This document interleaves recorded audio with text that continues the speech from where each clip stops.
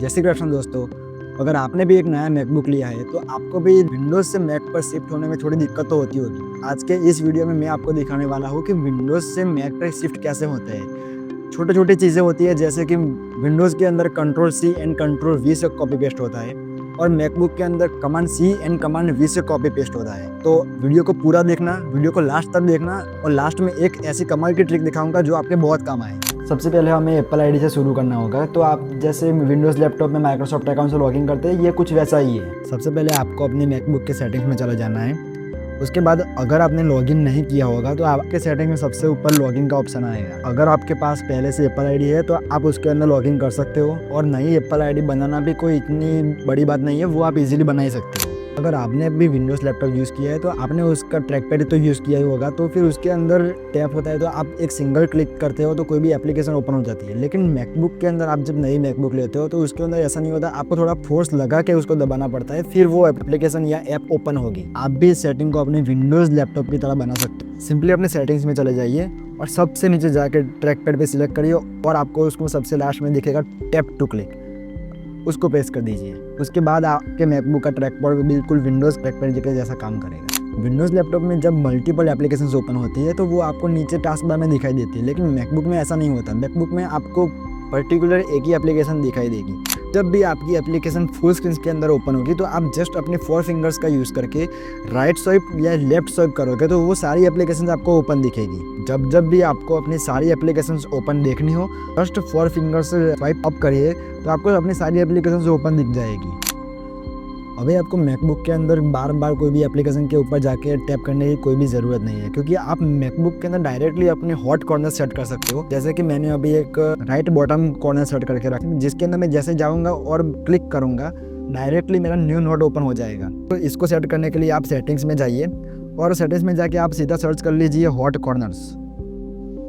फिर आपको उसके अंदर डायरेक्टली ऑप्शन मिल जाएगा। तो फिर आप किसी भी कॉर्नर के अंदर आप जो भी एप्लीकेशन बार बार यूज़ करते हो वो आप उसके अंदर सेट कर सकते हो। नॉर्मल विंडोज़ पीसी के अंदर माई कंप्यूटर या दिस पीसी करके होता है, वैसे ही मैकबुक के अंदर फाइंडर करके ऑप्शन आता है। फाइंडर लाइक दिस पीसी के जैसा ही होता है। तो आप मैकबुक के अंदर सबसे पहले इसका हाफ ब्लू और वाइट वाला आइकन आता है, उसको ओपन करके आप उसका पूरा साइड बार कस्टमाइज कर सकते हो। उसमें आप रेगुलर चीज़ें ऐड कर सकते हो और जो ना चाहिए उसको मूव भी कर सकते हो।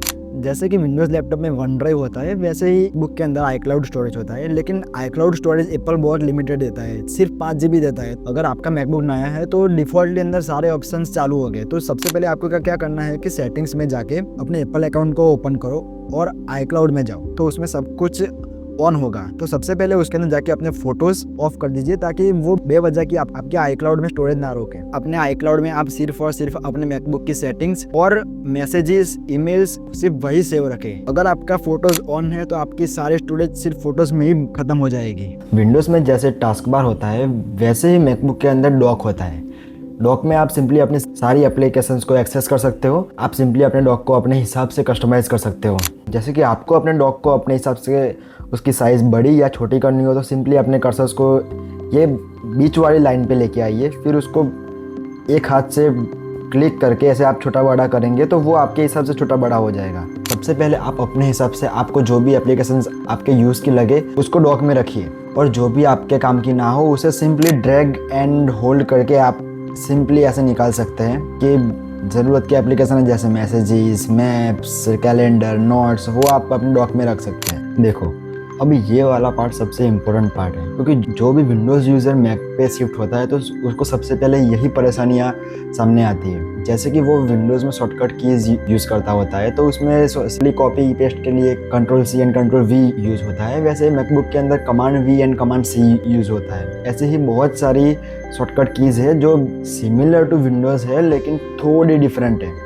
आप ऐसे कंसीडर कर सकते हो कि विंडोज़ की कंट्रोल की एंड मैकबुक की कमांड की ऑलमोस्ट सेम जैसा काम करती है। तो सबसे पहले हम ये देखते हैं कि कॉपी पेस्ट के लिए तो कंट्रोल सी कंट्रोल वी की जगह पे हम command C and command V से कॉपी पेस्ट कर सकते हैं। वैसे ही जब जब हमें मल्टीपल एप्लीकेशंस पे स्विच करना होता है, सिंपली हम जैसे विंडोज में अल्टर टैब यूज करते थे, वैसे ही सेम वे पे हमें मैकबुक पे कमांड टैब यूज करना होता है। मैकबुक में आप शिफ्ट कमांड 4 दबा के अपने हिसाब से स्क्रीनशॉट ले सकते हैं एंड शिफ्ट कमांड 5 दबा के अब आप स्क्रीन रिकॉर्डिंग कर सकते हैं। अगर आपको कोई भी चीज अंडू करनी होती है तो आप सिंपली कमांड Z से आप उसको अंडू कर सकते हैं। ये वाली एक बोनस ट्रिक आपके बहुत काम में आएगी। सिंपली मैकबुक में क्या होता है, आप कोई भी एप्लीकेशन को क्रॉस से क्लोज करोगे तो वो कंप्लीटली क्लोज नहीं होगी, वो बैकग्राउंड में ओपन ही रहेगी।